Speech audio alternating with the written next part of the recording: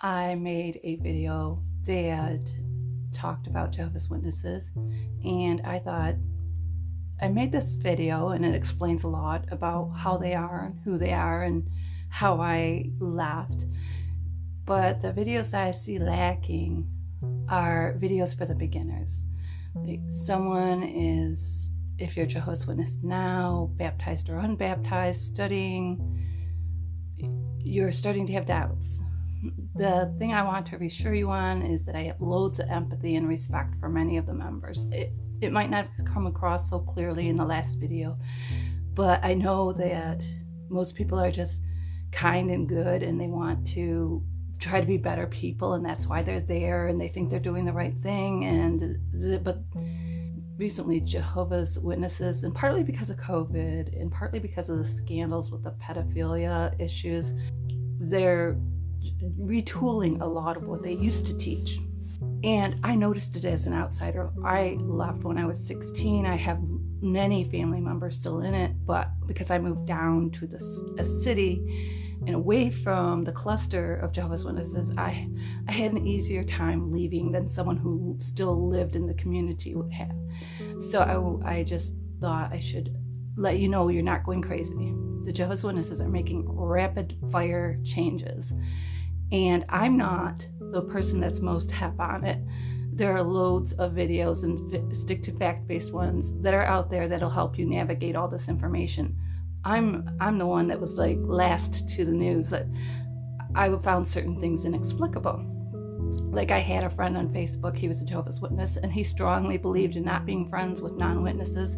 But I was a childhood memory, so he sent me a friend request. I was still friendly with Jehovah's Witnesses, so I got one. And just recently, like his friends list is on like 99% Jehovah's Witnesses. And just recently he said, due to the anti-black sentiment, and he was white, his wife was black, of his friends, he was going to leave Facebook, and he did. He left Facebook, and his daughter left too, which she didn't have to. And it got me really curious. Like there were just certain things going down that, like I saw people posting, and this is on various social media, things like marriage is only between a man and a woman, and I'm like, why are they suddenly becoming like vicious publicly? I can understand privately you have a stance, and in your culture and in your group you have a stance, but things were weird for an outsider who's like 2 degrees out here. I was like, something is changing in the Jehovah's Witnesses. They're becoming rude, they're getting bad manners, and they're leaning a little bit like there's a lot of pro-Trump. And in fact, the man who deleted his account, he actually was quite pro-Trump, and I was surprised because he's supposed to be politically neutral. But I can see with Trump pretending to be pro-choice, with Trump hating gay people, with Trump being a white supremacist, that this would appeal to certain leanings in certain people. And you would say, well, why wouldn't he see that Trump was a white supremacist? Well, in the beginning he was very pro-Trump when Trump first got in office, and then it kind of weaned out. Like towards the end, I wasn't seeing anything like that anymore. So what I learned is quite a lot of Jehovah's Witnesses watch Fox News, and they're getting brainwashed. And so you're sitting there, you're not watching Fox News, you're not getting brainwashed, and you're like, what's happening to my family? What's happening to my congregation? It's not your imagination. You're not a bad person for having doubts. I want to assure you, if you're here listening, if you've made it this far, you're a good person. And you can be a good person outside any religion. Religion isn't the make or break. It's who you are in your heart. I vow not to make videos where my face shows, but I think that you need this. You need to know there's someone out there, and we see you. We see your struggle. We know that you're going through something, and we're not as close to know as deeply.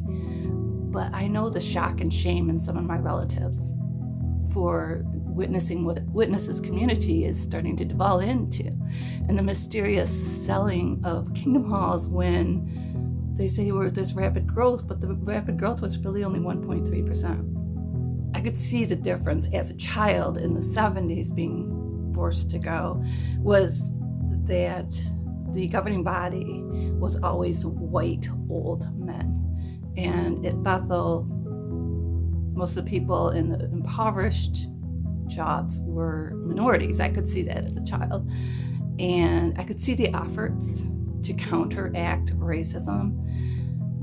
But for some of the older people and some of the new youth being radicalized by Facebook and social media, the white supremacy is trying to come back again. And Jehovah's Witnesses' roots were firmly, their feet were firmly in white supremacy in the beginning. The light got brighter, right? But the light got brighter is becoming a cover for, we made some big mistakes and we don't know how to fix them. So instead of apologizing and trying to make those mistakes right, we're just going to issue something else, a new platitude for the people. And again, you're not crazy. These rapid fire changes are shocking to me as an outsider. It's kind of like a lot of it was keyed to Trump, and you all should know. And if you don't know, if you're a Jehovah's Witness, they should publicly state to you that they sold the old headquarters of Watchtower to Jared Kushner. And so they formed a relationship. Within 1 year of Trump becoming president, Jehovah's Witness formed a relationship with a member of government. He considers himself a prince. Jared does. Like Ivanka, they consider some first daughter, first son.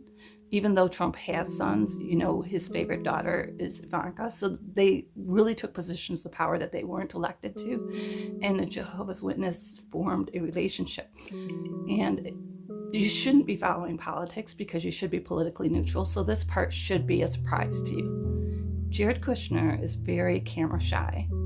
He's associated with the number 666 due to his property. Personally, I don't think that's a big deal, but I know for Jehovah's Witnesses and the governing body, shouldn't that be some kind of big deal that he sold secrets to Saudi Arabia for them to help him out with his debt on a property with the number 666, but he no longer owns it. Again, that suspicions over numbers don't mean a lot to me as a non-witness, but I thought that would be a big deal to them. So they formed this relationship, and Jared Kushner doesn't like to put videos of himself out there.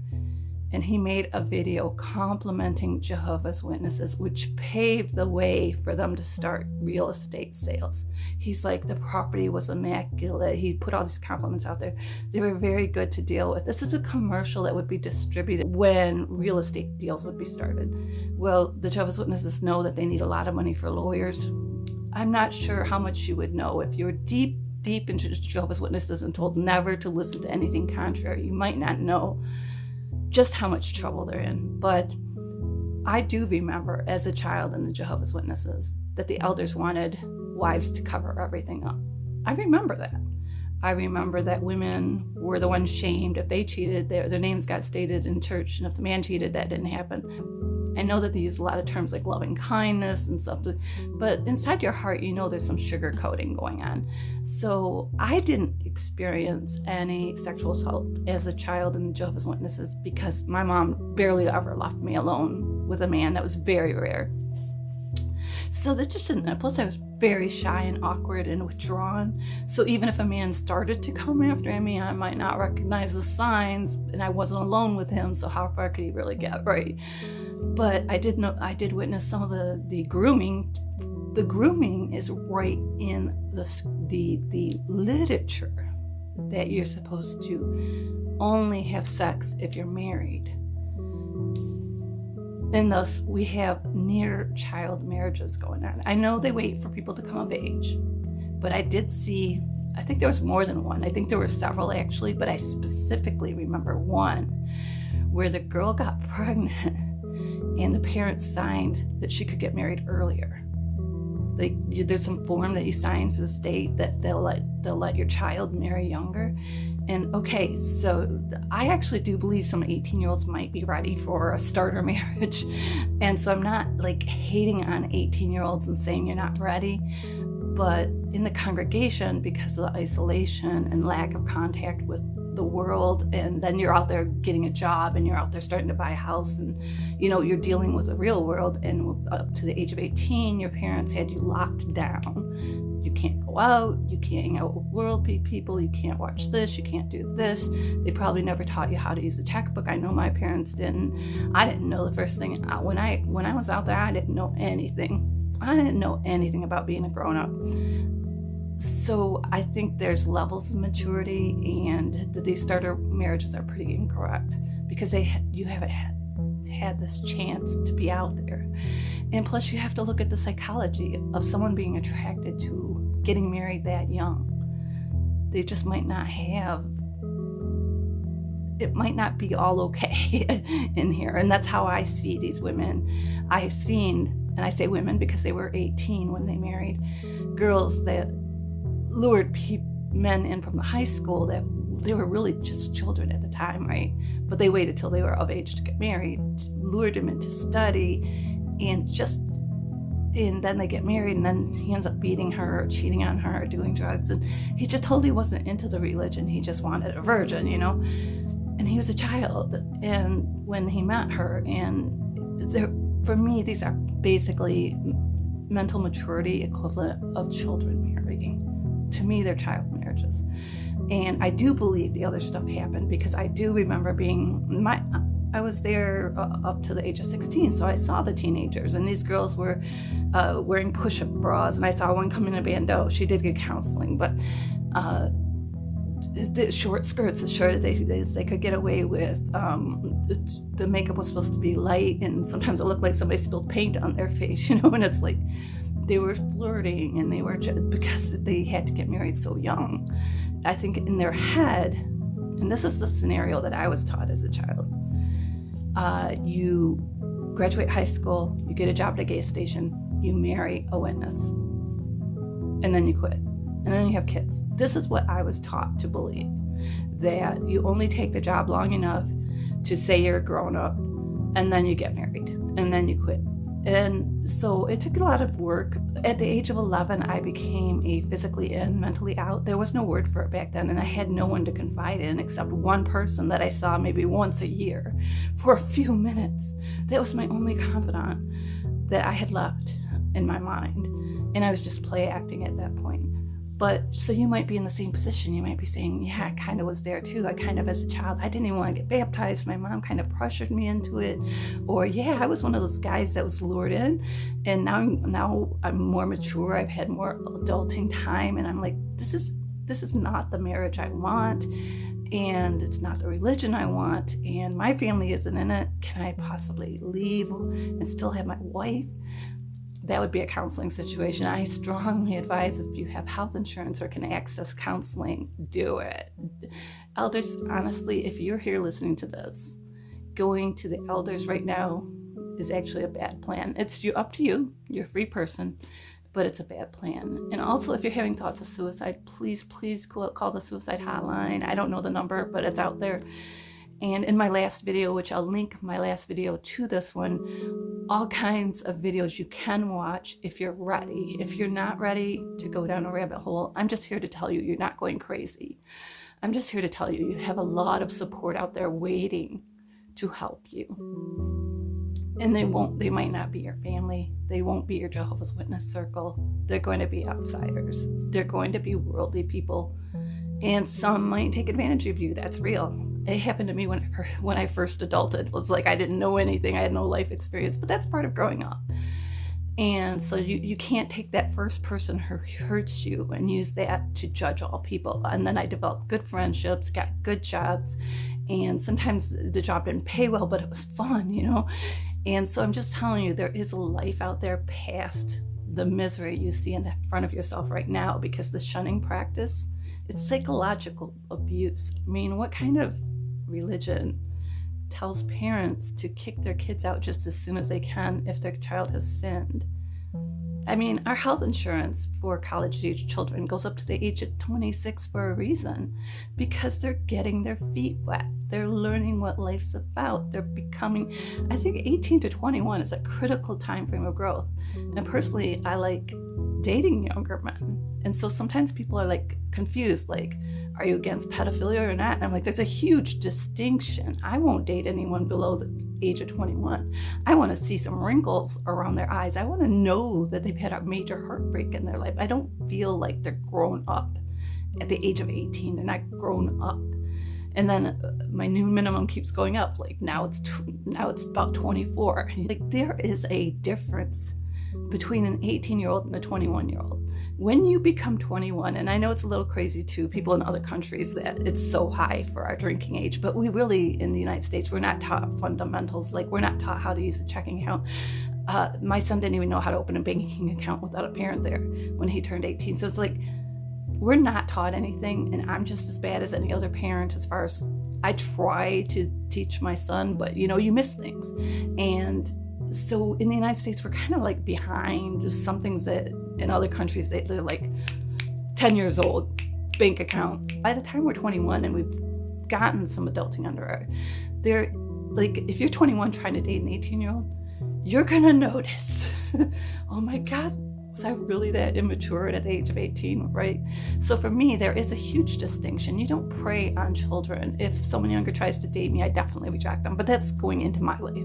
But I just wanted to explain in case you ever found out in the future, yes, I date younger men. I like men of all ages, honestly. I think Patrick Stewart's a hottie, but the problem is because of the lack of maturity in the United States, men become very dependent, codependent on their wives, and when they're divorced, it's suddenly they want me to do everything their ex-wife did for them, and I'm like, nope. And that's part of the problem with Jehovah's Witnesses. It's the same thing where they discourage adulting, they discourage critical thinking, and thus when older man tries to leave, or an older woman, they're limited on how to approach their new life. And that's where you get counseling, you build up a friend circle, and yes, they will probably be worldly friends. I heard certain Jehovah's Witnesses become more comfortable at non-denominational churches because they weren't taught to hate them as much as, say, Catholic and whatever. But you can do whatever you want. Me, I want no association with religion whatsoever in the future. I don't want anyone to ever try to baptize me. I just want you to realize you can decide your pace. There's going to be a fading out, and they won't want you to fade out. So people are going to notice, and they're going to come to your door. You can claim you're sick. You can say, I was just sleeping. Sorry, you got to go. You don't have to lie to them. Whatever. You're like, I got to get back to my laundry. I got to go. You do not have to cater to any of their rules, even if you were baptized, because you got to wonder if they're forming relationships with Jared Kushner. If it's suddenly coming out Jehovah's Witnesses governing body owned all this luxury property in the United Kingdom, and they're selling your kingdom halls for what reason? Growth? And what were they using those luxury properties for? Renting them out for money, hosting their most revered families, hosting bigwigs. These are things that you're only going to be discovering now. So take some time to process. If you have to put it aside for a day, like, I can't look at this rabbit hole anymore. But you're not evil for wanting to be a critical thinker. You're not evil for wanting to adult. It doesn't matter if you're 15 looking at this, and yes, the child grooming is real. Yes, if a man's giving you a hug and he's crushing your breast to his body, that is grooming you for more in the future. Yes, I saw in the Jehovah's Witnesses, I saw the men that waited, like they're 35 or so, and they're waiting for an 18-year-old to come to age. I saw that kind of crud go down. I saw there's a little bit more on my other video. You're not crazy. You're not imagining things, and you're not evil for wanting to take care of your own life. When the Jehovah's Witnesses start talking to you like they own you because you're baptized, they don't own you. You have to believe that they are a vessel of God. That they have power over your life. And I give you permission right now to believe that they do not hold power over your life. That baptism is only as strong as them. And their chinks are becoming, the quantity of chinks in their armor at this point, it's basic, they're sponges. So you're going to slowly see what I'm talking about.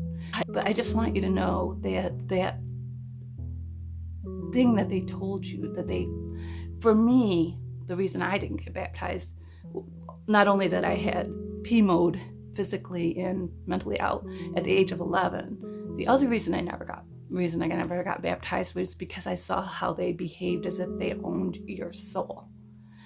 They manipulated women. They hurt my mom very badly. Mostly everybody that was in the congregation, except for like if you went to a party or something or a wedding and people were happy, but most of the time they were just miserable. Really, really sad, stressed out, rarely happy people. Anytime you met them. You know what I'm talking about, right? And then the backstabbing, the cliques, the rich, the poor. In my particular church, and this was 70s to 80s, the rich had the businesses.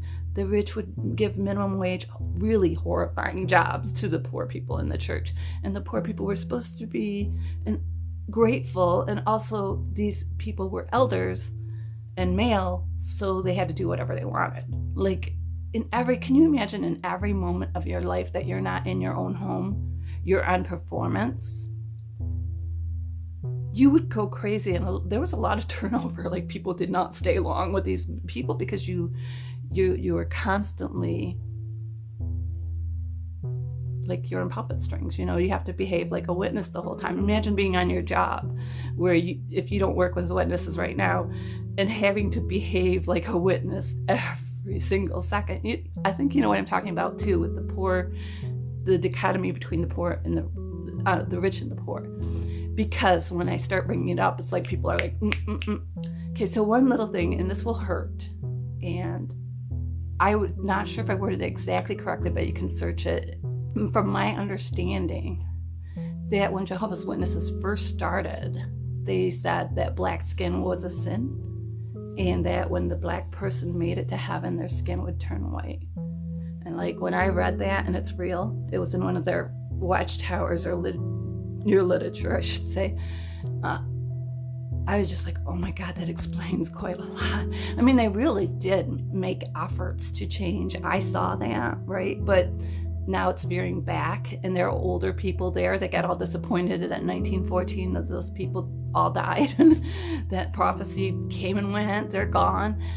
And so the new light, they have a new prophecy now. It's like, you are not going crazy.